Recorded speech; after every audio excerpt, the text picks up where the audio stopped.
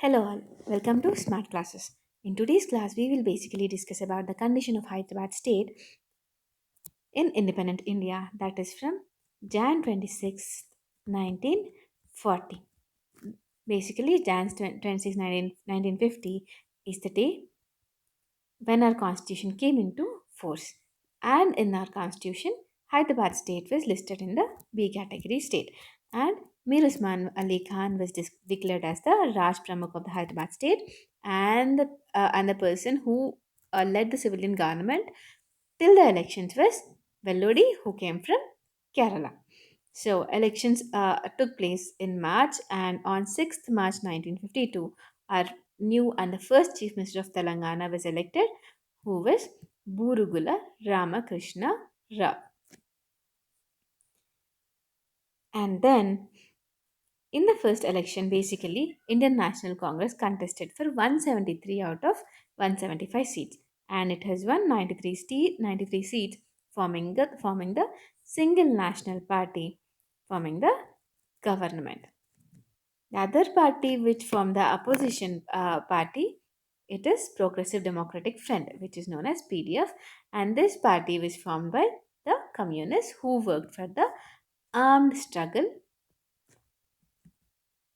in the previous years, and the armed struggle is discussed in our previous videos. And and this PDF party has contested in almost all the seats, but it has won only 42 seats. And out of these 42 seats, almost 30 were from Nalgonda, Warangal, and Karimnagar. So after this, Burugula Ramakrishna Rao was appointed as the CM. He was basically from the Shadnagar constituency of the Mahbubnagar district. He was elected from the Shadnagar constituency from the Mahbubnagar district. And the portfolios he has taken care of is general administration and the land revenue. Land revenue was later transferred to KV Rangara, but initially it was handled by Urgul Ramakrishna, who was also the revenue minister in the government of Vellodi. That is,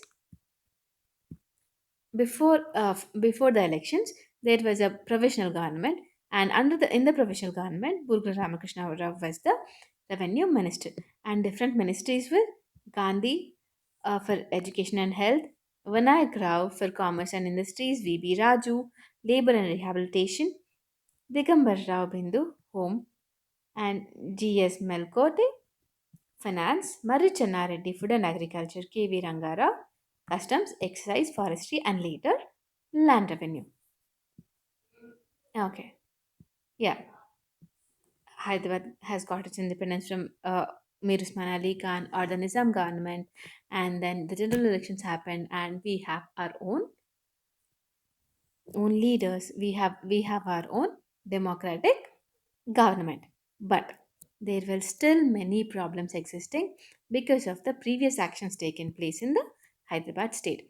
Because of that, a new agitation has started in the independent Hyderabad state, which is known as Mulki Agitation. This agitation basically took place from July to September 1952. So, why? Even after getting independence, even after ruling ourselves, what were the problems we were basically having? So, one of the major problem was the presence of non-Mulkis. Non-Mulkis were present from 1968. That is when Salar Jung I has basically brought different people from North India, Andhra Pradesh, Madras, Mysore, Bombay to work for the government of Nizam. The in those days only the problem has been started. But what is the difference in the problem of non-Mulkis of those days, and what is the difference between the agitation? There were many agitations taking place, many Andhra Mahasabhas were taking place. Even after taking place all this, what is the difference between those agitations and this agitation? So in the previous agitations, majority of the people were North Indians. Majority of the non-Mulkis working in the government were North Indians. But in this agitation, majority of the people were from around the Hyderabad state. That is from Mysore, Bombay, Andhra Pradesh, and Madras constituency. So these people were from the nearby. And the people from Andhra Pradesh started humiliating Telangana people. because the government run in the languages of English and Telugu. But till then, Telangana people have studied to read and write Urdu, but not Telugu. These people started humiliating Telangana people that they don't know Telugu. So they started telling Telugu people that they don't know Telugu, which is really humiliating and degradation of the people. And they also told they also abused Telangana people that they are uncivilized and they need civilized people to rule them. So all these things definitely hurt the feelings of the core Telangana people, and these people have started the agitation. So, there were many questions raised in the assembly meetings by different ministries and opposition leaders, and the CM has answered these questions showing the statistics. Questions were raised about the jobs of the Mulkis. So, CM has made the CM has made the people survey, and he has got some statistics of what is the condition of the government jobs in the Telangana state. Basically, he has come up with a number which is 4981 non-mulkis were working in the Telangana area, out of which only 13 were graduates and 69 were metrics. That is almost 82 people were educated. Among these 82 people, only 69 were till matriculation, that is the 10th class, and only 13 were graduates. So the other people who were non-mulkis and working are not educated, but still those jobs are given to non-mulkis but not mulkis. So this shows that lot of degradation or lot of injustice has been done to the Telangana people. So basically, CM has come up with a solution. He has told that employees in permanent positions cannot be removed and non locals will be retained only if locals are not available. He gave the statement that all the temporary non local employees will be removed and the jobs will be given to the local people, that is, Mulkis. And also, the vacancies will be filled by the Mulkis but not the non Mulkis. The non Mulkis who are working in Telangana can be divided into three categories. And the first category was locals, was the jobs where locals were not available. Because of that, non Mulkis were brought and gave the jobs. So these people cannot be removed because those people were needed. And the second category was temporary basis. So these people can be removed and replaced by mulkis. And the third category was non-mulkis who were using fake mulki certificate. They got these fake mulki certificate with the help of their relatives who were working in the government. So these people must be removed and the jobs must be given to the original mulkis. So these three categories are the categories where non-mulkis are working, and this category cannot be replaced, but these two category jobs can be given to mulkis. But did anyone do that? I don't think so. So the immediate reasons for non-mulki employees present in the state, especially Andhra and Mysore people, these people call Telangana people uncivilized, which cannot be taken or which hurt the feelings of the Telangana people. So, coming to the important dates in this Mulki agitation. The first important date is 26th July 1952 when the Mulki agitation has started. The agitation has been started basically by the students of Warangal, and then 6th August 1952 demands were sent to the Chief Minister Burugula Ramakrishna Rao, and then on 22nd August 1952 basically demands were sent to the CM and people have resumed their classes, and CM in Warangal promised to fulfill their demand. we will discuss about the demands and the cause and the immediate cause for the start of the agitation in the next slides. Here we'll just see the dates, and please remember the dates and what has happened in the chronological order. First is 26 July 1952. Agitation has started, and 6th August a letter with a demand was sent to the CM Burgula Ramakrishna Rao, and then on 22nd August, CM has met the leaders of the leaders of the agitation, and on 27th August, a rally has been taken, and one more letter has been submitted to the CM. On 30th August 1952, 200 students agitation. Sorry, 200 students agitation has taken place, and there was a lathi charge in the campus of Hyderabad, in the campus. And then on 31st August 1952, strike by students all over the state. And finally, on 2nd September, successful rally has taken place. 3rd September, government has issued an order prohibiting the rallies or strikes in the Hyderabad state. But students definitely did not listen to that, and they took the positions across the state. So uh, they have undergone the police has taken action on these positions and rallies. They have sent the tear gas and also started firing on the students near City College to Patharghat. They have basically took a position from City College to Patharghat in Hyderabad. And then on September 4th, 1952, firing at Afzalgan, four died, and in the whole thing, in the whole situation, four people have died, and none of them were students. It was said that none of them were students, but we still don't know how many of them died and how many of them did not die, because there's a story about that. We'll discuss it. Okay. And then September 5th, 1952, there was a committee set up. There is a committee which was set up by the CM in order to look into the firing situation. That is what happened during the firing, who were unlawful, the students or the police. So they have submitted the report on December 28, 1952. So this is the basic chronological order. We'll see about these events in detail now. So on 26 July 1952, what happened and how did the agitation start?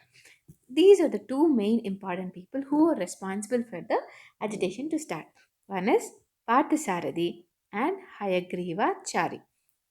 Basically, the fight between these two people led to the agitation.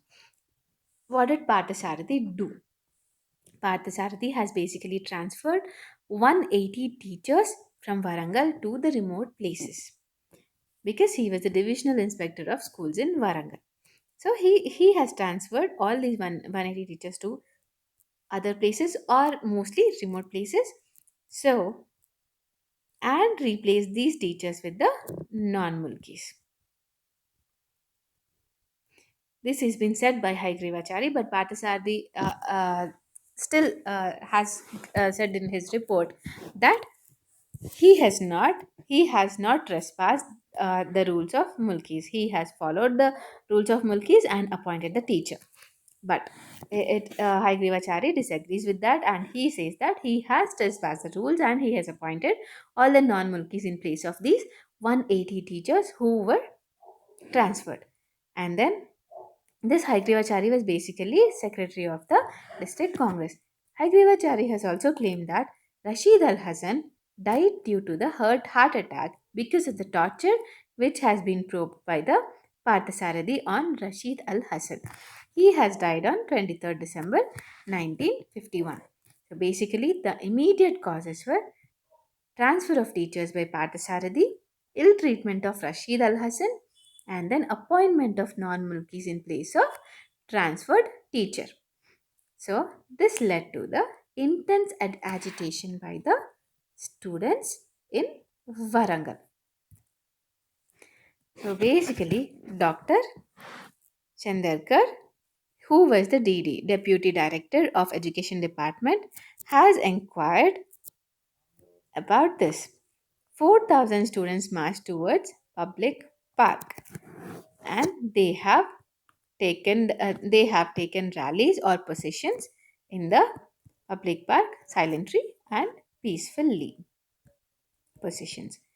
So the strike took place from 27, 28, and 29 July, and they have elected action committee with convener Buchaya. Buchaya acted as a convener for this student action committee. This action committee has met CM, that is Buchaya, who is the head of the action committee, has met CM Burgula Ramakrishna Rao and submitted their demands. So, what are the demands? The first demand is to set up a cabinet subcommittee to implement Mulki rules.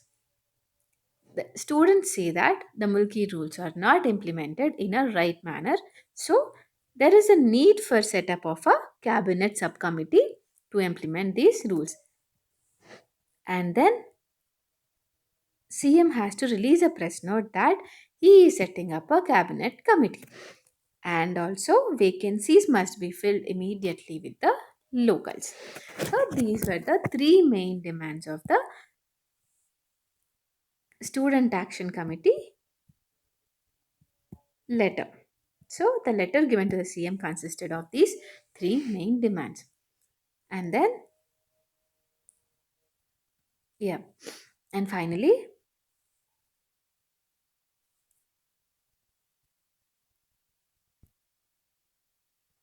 sorry, finally, students have called off the strike and attended the classes from the next day, because Purgula Ramakrishna Rao has agreed to form a committee. And because after many days, Purgula Ramakrishna Rao has not formed a committee. And then on 22nd August 1952, students have met CM in Varangal again and asked about the committee. And they have given one more letter to Purgula Ramakrishna Rao saying that if the committee is not formed by 27th August 1952, they would resume the strike.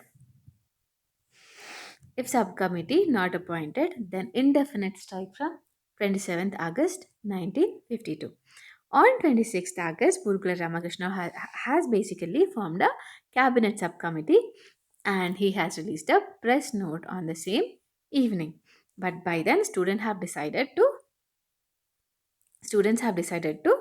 participate in the strike, and the strike could not be cancelled. So on 27th August, students took part in the strike peacefully, and on the 27th August evening, students have decided to call off the strike and then attend the classes. But what happened was on 28th August morning, Parthasarathi, who was not a very good man, has given a complaint to the collector. He's actually went to give the complaint to the collector, but he was not present. So he has given the complaint to the assistant director that students would attack him and kill him, or he has a danger from the students. So because of his complaint, the next day police officers were sent to different schools in Warangal. And then in Hanmakonda High School, there was a gathering of few students of about 40. They were just they have just gathered and were discussing about the rallies and strikes or whatever has been happening with respect to the Mulki agitation. But the police officers have entered the campus, getting doubt on the students, and these students have stopped the police officers from coming to the school. So they started arguing with the police officer. Basically, police officers started arguing with the students. Because students did not listen to the police officers, they started lathi charge on the students, and almost 6 students were injured in the school. There was no mistake of the students. Still, police officers went to the school and injured the students. This basically angered many people or raised the concerns on the action of the police. So many people got angry and the strike has resumed. So on 27th August, 500 students marched from Chadargarh College to Bhadraka College in Hyderabad, uh, because they wanted to show their anger on the incident which has taken place in the Hanmakunda High School. And on 3rd September, Police Commissioner Shivakumar Lal passed an order prohibiting possessions, meetings, carrying weapons and stones. But students definitely did not listen, and they have carried out rallies and processions in the city. So, to stop these rallies, police officers police officer gave the lathi charge and tear gas. So, because tear gas has been used on the city college students started pelting stones. So, because students started pelting stones, police officers have started firing, which resulted in the death of four people. People say that these four people were not students. These were one of them was an auto rickshaw owner, and one of them was a private employee. One of them was a merchant. So none of them were students. We never know because the dead bodies of these people were not handed over to the families, but cremated by the police officers without informing anyone. So we never know if this number 4 is right, or if these four people were really these people and students did not die. So that is still a mystery. And again, to resolve this mystery or to see whose actions were lawful and whose actions were not lawful, a committee has been set up, which is Justice Jagan Mohan Reddy Commission on September 9th, 1952. This committee was set up to inquire the firing incidents of 3rd and 4th September 1952 at City College and Usmania Hospital. And this commission has submitted their report on 28 December 1952. According to this report, the first paragraph, the main two important points of this report was the agitators' activities were unlawful because the police commissioner has passed a law prohibiting rallies beforehand. Even after prohibiting, these people have agitated, which is not lawful. So, agitators' activities were unlawful. Because the agitators' activities are unlawful, police officers used tear gas and lathi charge. And police action was said to be lawful, that is, the firing was justified, saying that firing was only carried out to protect themselves from the stone pelters. Because students started stone pelting, in response to that, firing has started. This was said by the committee report. So, this is about the yeah. This is about the Mulki agitation, which has not given very fruitful results. After this, many incidents have taken place. That is the merger of Hyderabad state into Andhra Pradesh, that is formation of Andhra Pradesh, which has resulted in many atrocities and many movements have taken place. We will discuss about every incident in detail in our next videos. Thank you for listening to my classes. If you want any explanations or if you want any lectures on any topic, you can just comment the topic name in the comments below. If possible, please do subscribe. Thank you.